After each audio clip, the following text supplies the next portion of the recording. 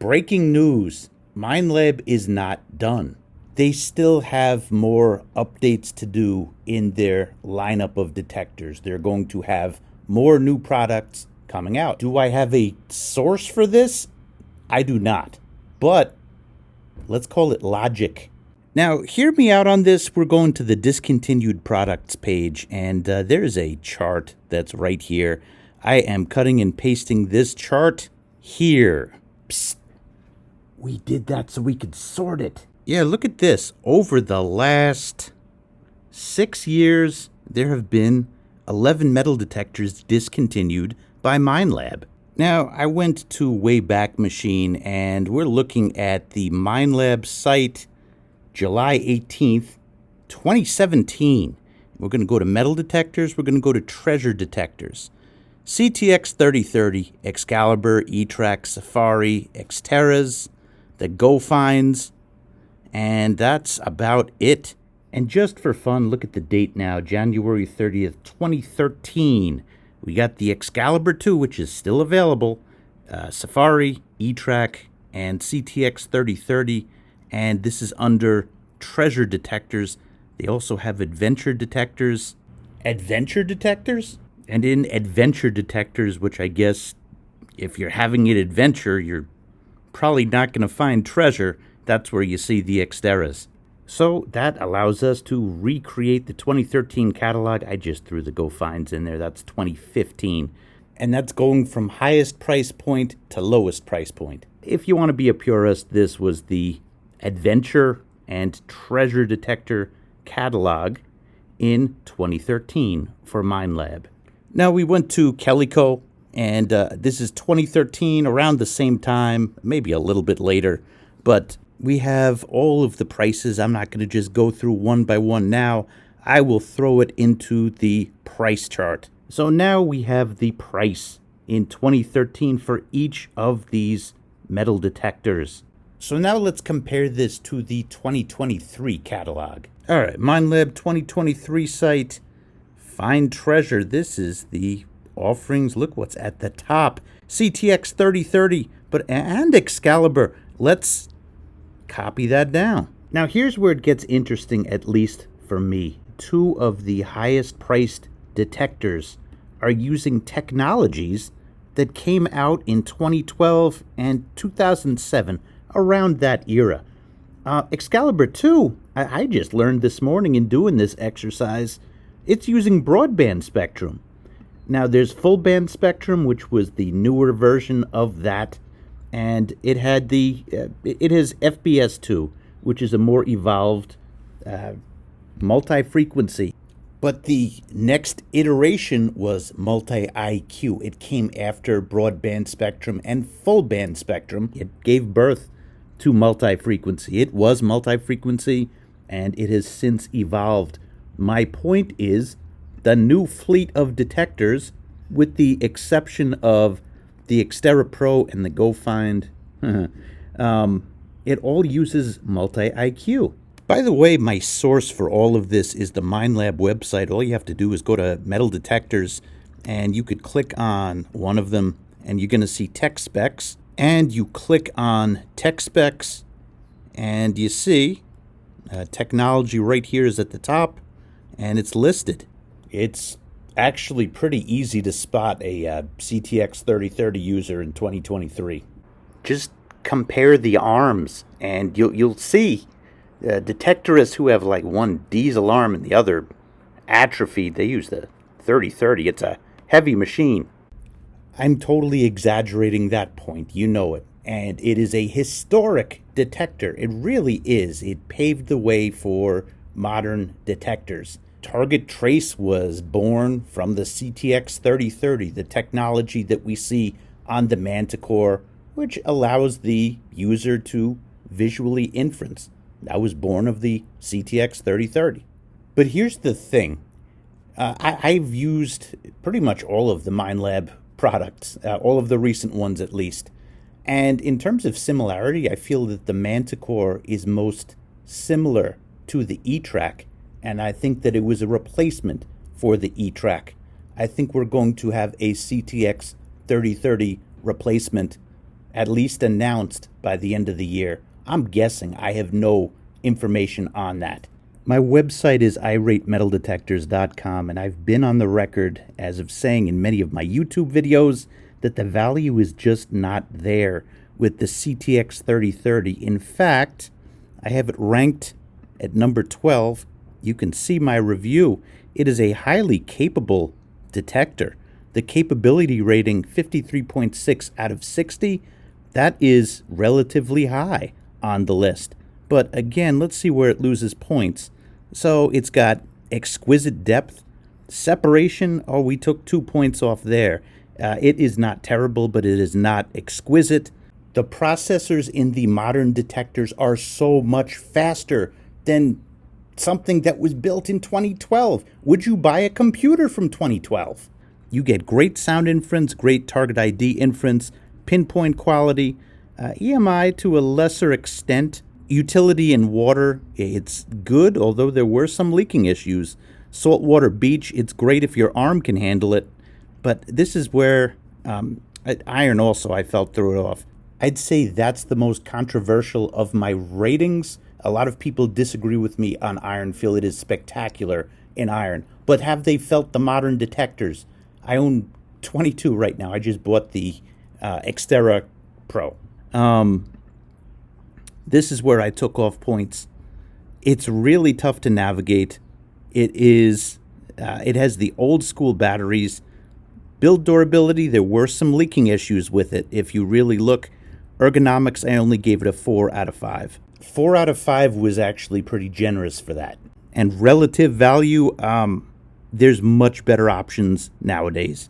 So I must have featured this video on my channel multiple times. It's called What is Multi-IQ? Minelab Metal Detectors. They're very proud of this technology, and I have the highest opinion of the Minelab Equinox. It is fast. It fits in between the targets like nothing else. Well, actually, no, not like nothing else. It's been matched since it came out, but it was one of a kind for a very long time and a difference maker. But Multi-IQ, this video will tell you about that. So once again, we're not debating whether this is a good detector or a bad detector. We're just comparing it to the modern fleet that is offered by Minelab and by its competitors, which are really good. And in order to do just that, we have to compare value and price. One, it is heavy, 5.2 pounds with the lithium-ion battery pack. For the sake of comparison, the Minelab Equinox 900, which is half the price, is 2.8 pounds. Can you hear me now? Good. Oh yeah, and if you wanted to connect to wireless headphones, you need a separate module. That's archaic. I get the sense that they were less extensive than the Equinox leaking issues, but there were leaking issues for the CTX 3030. Nobody's questioning its depth compared to the rest of the market. I am questioning its ability to separate compared to the modern fleet of super fast detectors. Bro, look in the bottom right corner. That's a CD. Like, who gives CDs anymore? And external batteries that you plug in, car chargers. This is from a different era, but it's still getting sold new. Nobody's saying it's terrible, but the value is not there. What does the CTX offer that no other detector can currently match? Here's a quick overview to get you started. The Detect and Identify buttons access the Detect screen functions, and the Map and Store buttons access the Map screen functions. The most often used detecting functions are accessed from the center group of buttons. The supplied CD contains the full instruction manual, which can be viewed using a computer. The CD also contains Minelab's Exchange 2 software. Exchange 2 lets you store and retrieve finds, detector and location data, and overlays this on Google Maps with all your photos and notes all in the one secure location. Okay, well that's great and phenomenal. There's one problem. Computers stopped having CDs like 10 years ago. I need a USB drive. Darn Apple. But there is one thing that's really cool and pretty much unmatched. Navigate using cursor pad to Options, select GPS, then highlighting GPS, select. We go to on or enhanced. I use enhanced. Once we select that, the GPS is turned on. On the map screen, we will see flashing GPS icon. Once that icon stops flashing, that means that GPS obtained position lock and will display the position. To start recording a geohunt, press and hold the red store button, highlight record, select. CTX will record GeoTrail until the detector is turned off or recording is paused or stopped. Detection and location parameters of a find can be stored as a find point. In order to do this, simply press the red store button, make sure that Create Find Point is highlighted and select. Once our hunt is completed, we need to save our geohunt. In order to do this, we press and hold the red store button, highlight, stop, and select. Automatically, the geohunt is saved. You could essentially see where you've been, although in a very archaic interface, and then you have to worry about how to get that on your computer. Yeah, it's a challenge, but this is what I'm saying. The whole point of this video is not to bash the CTX 3030. It's to say that it was a great machine, but it needs replacement, and it's logical to think that that replacement is coming. Manticore, you know, some of you are saying the Manticore is a lot of money to purchase. It's a heck of a lot better value than the CTX 3030. I really think there's going to be another announcement saying that there's a replacement for the CTX 3030. I think it's going to happen this year. I really do. But what does Minelab have to say? Okay. What about, is it to the 3030 power-wise? Equivalent. Oh, okay then. And there's 50% more power electric. So that's equivalent at a much cheaper price. So you're not concerned? Are you concerned that people are not going to buy the 3030 now? It's a different product. There are features on the 3030 that make it different. Okay, yeah. We've definitely taken some things from 3030 and put it into the product. Okay, you're on YouTube. I'm just asking what these guys are asking, man. So yeah. It was kind of interesting to read his body language on the question of the cost of the 3030. So as we're kind of seeing, well, a lot of people are describing this. Do you think it's fair to say actually this is a bit of a hybrid between the CTX and the Equinox? I think that's a very fair comment. Okay. We've taken everything from Equinox, redeveloped it, made it to the next level. But we've also borrowed the 2D ID system from CTX. So yeah, it is a hybrid in that sense. Is there anything, because you've had to bring those two machines together, is there anything that you would say in the CTX is still superior or in the Equinox that's still superior? I would say for the CTX, definitely the GPS aspect and being able to map your waypoints and where you're going. We don't have that in this product. Yeah. And from an Equinox point of view, I would say there's nothing that this isn't better. I suppose maybe for in a value thing, if you're a new detectorist, you might not go straight for a Manticore. Or... No, well, yeah, I mean, it's a more expensive machine, but it's also more powerful and more fully featured. It's lighter weight. You're going to be able to make better decisions with the Manticore compared to an Equinox. Yeah.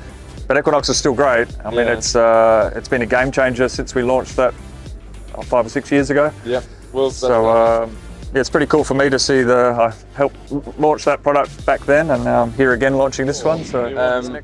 Is the Minelab CTX 3030 as popular as it once was? Well, we could use YouTube to gauge that. So let's do a search, and then we put filters in. And let's see. Let's do this month. Now keep in mind people can use CTX 3030 in their tag descriptions, but we're looking for titles here. So CTX 3030, there's one video, 2, 3, 4, 5, 6. This is, you see, this is Xterra Pro. 7. Nope. At least in the top things that came up in search, I see 7. And everything else probably has a tag, CTX 3030. But it's just that. So that's my thesis. I think that there is going to be a replacement for the CTX 3030, and I also think the Excalibur II, and I think it's coming soon. That's my guess. Let me know what you think in the comments. Thanks for watching, everybody.